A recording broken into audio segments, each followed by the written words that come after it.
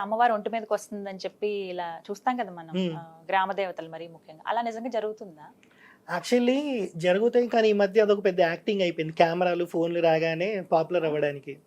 So ఇప్పుడు ఇన్ని రోజుల నుంచి మనం వీడియోలు చేస్తున్నాం, వన్ నైట్లో పాపులర్ అవ్వాలంటే ఏదో చిల్లర పని చేయాలి.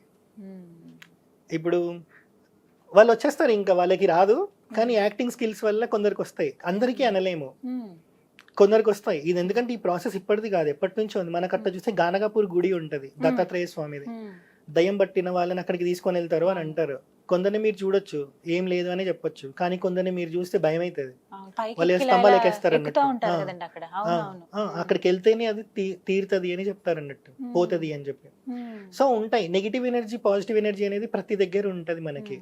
సో ఖచ్చితంగా అది ఉన్నట్టు. నేను రెండు విన్నాను, ఎలా అంటే అమ్మవారు ఆ ఒంటి మీదకి వస్తుంది అనేది ఒకటి విన్నాను, ఒంటి మీదకి వచ్చేంత శక్తి తట్టుకునేది మానవులకి ఇప్పుడు లేదు, మానవులకి. అందుకే కేవలం నుదుటి భాగాలు బొట్టు పెట్టుకున్న దగ్గర మాత్రమే వస్తుంది ఆ ఒక్క క్షణం, అది కూడా సెకండ్స్ లోనే అంతే ప్రాప్తం ఉంటే, అది ఎన్నో జన్మల పుణ్యం వల్ల అయితేనే అమ్మవారు అలా వస్తారు.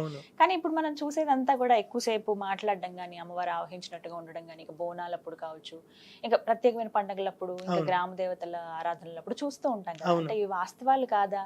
అంటే ఇప్పుడు మనం ప్రతిదాన్ని, అంటే లిటరలీ చెప్పాలని అంటే నమ్మాలా నమ్మొద్దా అనేది మన వరకు పెట్టుకుంటే చాలు, బయటకు చెప్పొద్దు.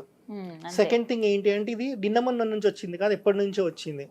వాళ్ళకి వచ్చింది అనుకోండి, జస్ట్ మొక్కి అమ్మవారు అనుకొని వదిలిపెట్టేయాలి. లేదా ఆమె మీద కాంట్రవర్షియల్ కామెంట్స్ చేసామనుకోండి, ఆమె ఇంకా ఎక్కువ చేస్తుంది రేపు. ఆ స్కోప్ మనం ఇస్తున్నాం ఆమెకి, ఆమె గురించి మనం నెగిటివ్గా మాట్లాడి, ఎందుకంటే అది ఆమెకే తెలుసు. రేపు పొద్దున ఆమెకి రాకున్నా ఆమె అట్లా చేస్తుంది అంటే అనుభవించేది ఆమెనే. దానివల్ల బాడీ ఎంత స్ట్రెయిన్ అవుతుందో, యాక్టింగ్ చేసిన స్ట్రెయిన్ అవుతుంది, నిజంగా అమ్మవారు వచ్చిన స్ట్రెయిన్ అవుతుంది. అందుకే కదా హోస్ట్ లేకుండా పడిపోతారు.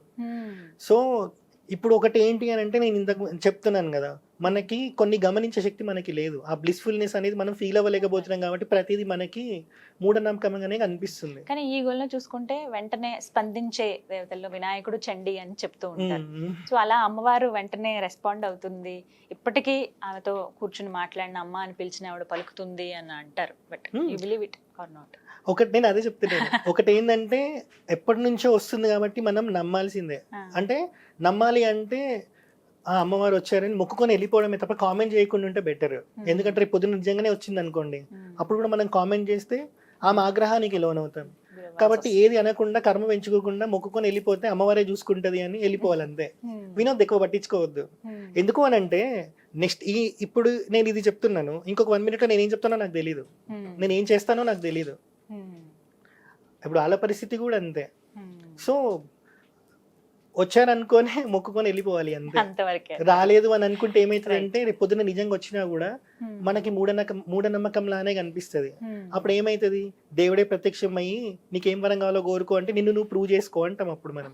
దేవుడికి అంతే అంతే. సో ఏ టైంలో ఎవరు ఎట్లా వస్తారో అని కోరుకోవాలి అంతే. కానీ మనం దృఢంగా లేకపోతే మనసు పెట్టి పిలిస్తే దేవుడు వస్తాడు అని అంటారు, అది నిజమేనా? నేను ఇందాక కూడా చెప్పాను కదా, నేను ఆదిశంకరాచార్య మీద వీడియో చేస్తున్నప్పుడు నేను ఆల్రెడీ 2-3 minutes వీడియో చేశా. చాగంటి గారి ప్రవచనం గుర్తొచ్చింది. ఏ ప్రవచనంలో చెప్పారో గుర్తుంది, కానీ ఏ మినిట్లో చెప్పారో గుర్తులేదు. అది వాయిస్తో ఉన్న ప్రవచనం. ఆయన పీఠం మీద కూర్చొని చెప్పినా కూడా నేను ఒక విజువల్ ఒక దగ్గర ఆపి వినలేను, దీని తర్వాత ఇది చెప్పింటాడు అని చెప్పి మొత్తం వినాల్సి వచ్చేది. కానీ నేను ఒకటే మొక్కుకున్నా, స్వామి నేను నీ గురించే వీడియో చేస్తున్నా, నేను ఎక్కడ ఆపితే అక్కడ నాకు రావాలి, వీడియో ప్లే చేస్తున్నా, నేను ఎక్కడ ఆపితే నాకు అక్కడ ప్లే అవ్వాలి అని అనుకున్నా. ఇలా వీడియో ఆన్ చేసా, ఇలా స్వైప్ చేసి ఒక దగ్గర ఆపాను, ట్రావెన్కోర్ అనే ఒక వర్డ్ కనిపించింది, నాకు ఆ ట్రావెన్కోర్ అనే వర్డ్ దగ్గర నుంచే కావాలి. మొన్న నేను ఒక 11 minutes వీడియో చేసా, సన్యాసి అని పెట్టి ఒక టైటిల్ తో చేసా. అందులో చాగంటి గారి ప్రవచనం ఉంటది, మీరు చూసే ఫ్రేమ్ చెడిపోదు, కానీ వీడియో ప్లే అవుతుంది. అట్లా నేను ఒకసారి ఆదిశంకరాచార్య కృష్ణుడే సుప్రీం అన్నాడు అని చెప్పి ఇట్లనే ఎవరో చెప్పారన్నట్టు, పోయి వాడు ఏ బుక్ లో నుంచి చెప్పాడు అని చూపెడుతున్నాడు ఆ పర్సన్, ఆదిశంకరాచార్య చెప్పారు అని.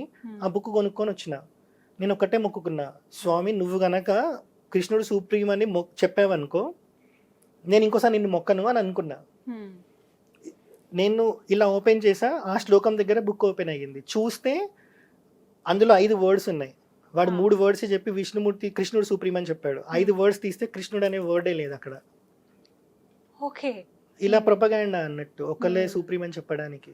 సో మనకి మనం మనస్సుతో అనుకుంటే ఖచ్చితంగా జరుగుతది జరుగుతుంది అంటే. జరుగుతుంది దానికి నాకైతే ఉదాహరణలు నేను అందుకే ఏం చెప్తున్నా ఇందాక కూడా ఉమ్, నేను రామానుగ్రహం అనే కామెంట్స్ లో పెడతా ఎవడన్నా ఏమని అన్నా కూడా ఉమ్, జై శ్రీరామ్ అన్న చాలా మటుకు రామానుగ్రహం జై శ్రీరామ్ ఇట్లనే పెడతా అన్నట్టు ఉమ్, ఎందుకంటే నేను ఇందాక ఫస్ట్ కూడా అదే చెప్పాను కదా Hmm. నేను కొన్ని చెప్తా అవి ఎందుకు చెప్తానో తెలియదు కానీ వచ్చేస్తాయి ఉమ్, తర్వాత చూసుకుంటే అది నిజమే అవుతుంది ఉమ్. సో దేవుడి అనుగ్రహం లేకుంటే అది అవ్వదు ఖచ్చితంగా అందుకే ఉండాలి అయితే.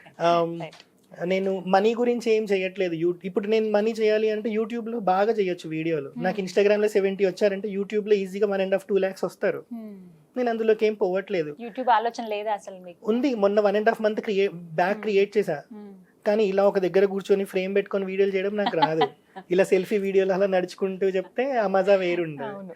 సో అందుకే ఇన్స్టాగ్రామ్ లోనే ఉన్నా నా ఫీల్డ్ నాకు ఉంది మహా అంటే ఫుడ్ డబ్బులు అనుకోండి పెట్టడానికి మా నాన్న ఉన్నాడు ఉమ్.